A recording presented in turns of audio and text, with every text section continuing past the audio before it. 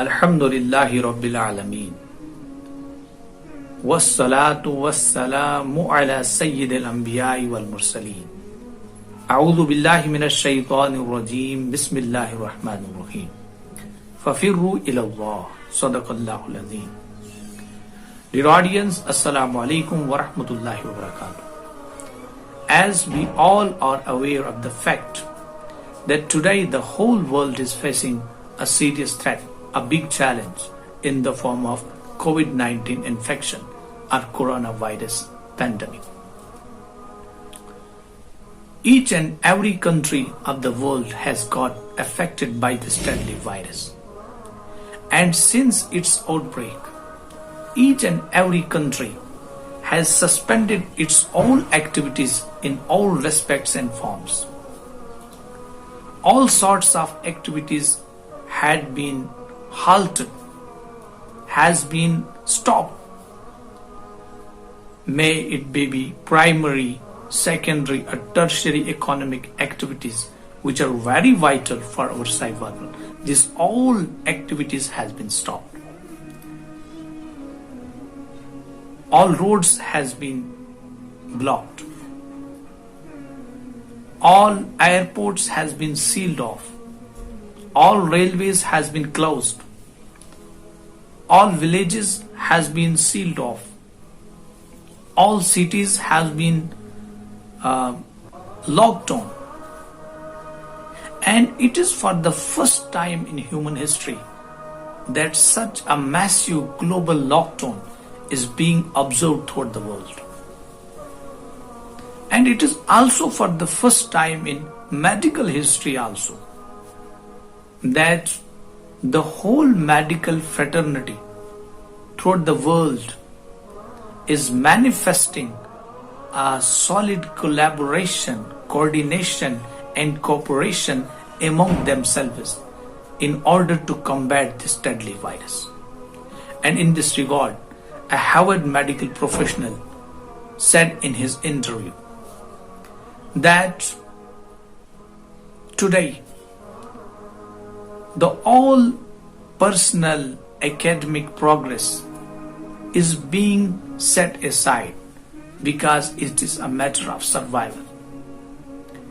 Now the question arises how we can deal with this serious pandemic and the resulting negative psychological conditions throughout the world.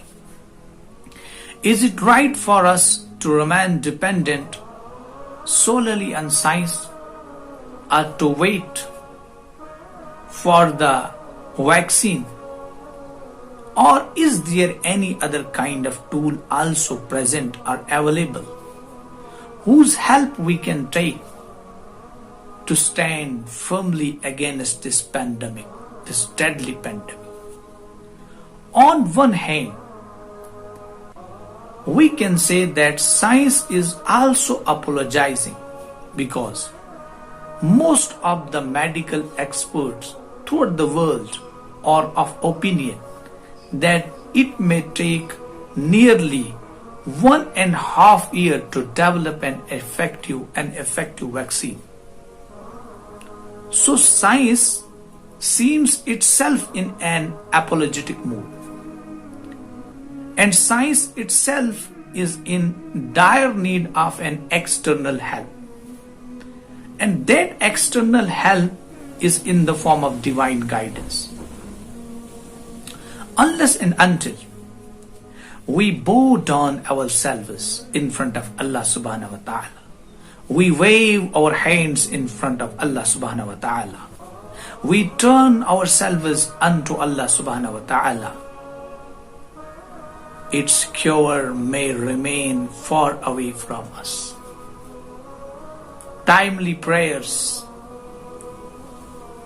are much important if we want to combat this deadly virus.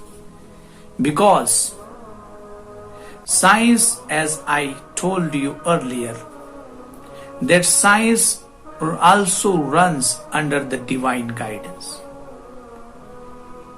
It has been possible for most of the scientists throughout the world to invent, to develop new things only because of the divine guidance. I may take an example to justify my point that the first vaccinologist, Edward Jenner, developed a vaccine of smallpox. How the thought of inoculation came to his mind, that he must inoculate the smallpox material onto the body of that patient who got cured after 10 days.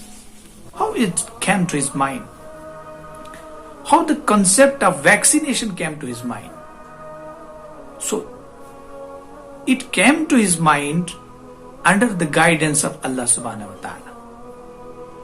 It was a kind of scientific revelation which was made to him. So divine revelation is must for all kinds of scientific inventions and development.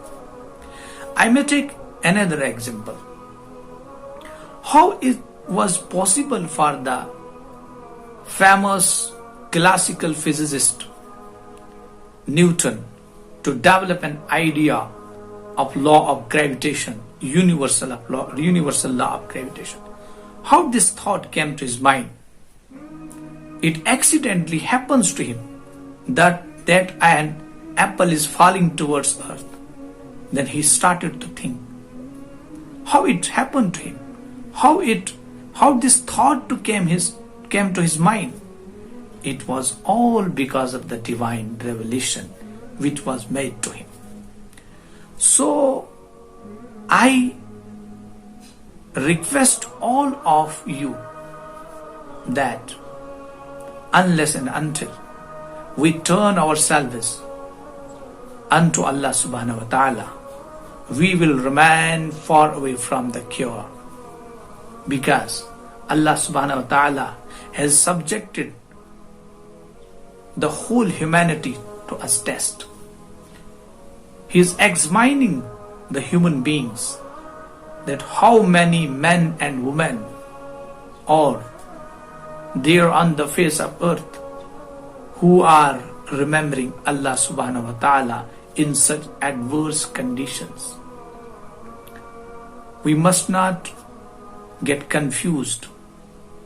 We must not leave hope, because Quran says, La taqnatu min rahmatillah.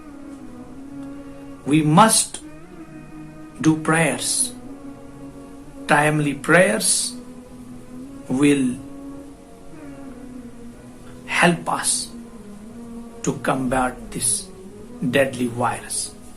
So how the revelations helped the scientist and may help in near future and in future are helping today in the present times the scientists to develop new things, to invent new things. Inshallah, it will be a topic for next discussion. But at last, I am concluding my talk today on this verse which I recited at the very outset of my talk, that فَفِرُّوا إِلَى اللَّهِ, turn towards Allah subhanahu wa ta'ala, pray in front of Him, Allah subhanahu wa ta'ala, bow down yourselves in front of Allah subhanahu wa ta'ala, irrespective of caste, irrespective of religion, irrespective of country, irrespective of region, irrespective of continents, because it is the moral responsibility of each and every man and woman on the face of earth today, in the background of such adverse conditions which are creating a havoc throughout the world, that we must repent in front of Him. We must beg for His guidance. We must beg for the revelation of truth. We must beg for His help. May Allah subhanahu wa ta'ala bless all of us throughout the world. Ameen Ya Rabbal Alameen. Wassalamu alaikum wa rahmatullahi.